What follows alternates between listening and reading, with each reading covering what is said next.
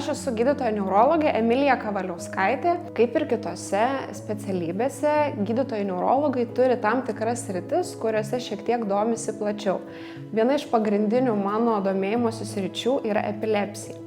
Epilepsija tai yra liga, kuomet smegenyse dėl pakitusio smegenų elektrinio aktyvumo susiformuoja iškrovos, pasireiškiančios epilepsijos priepuoliais. Priepuoliai gali būti skirtingi. Labai dažnai žmonės tikisi generalizuotų toninių kloninių priepuolių, tai yra kuomet žmogus krenta be sąmonės ir tuo metu stebimi viso kūno traukuliai.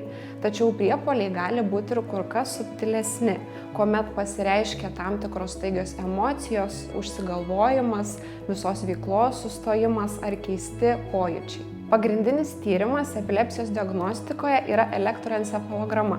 Kaip kardiologai turi elektrokardiogramą, taip ir mes neurologai turime savo tyrimą, kuris registruoja smegenų bangas, tai yra smegenų elektrinį aktyvumą.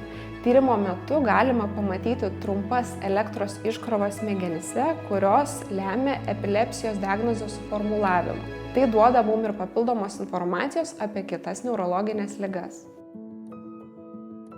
Medicija. Ramu, kai aišku.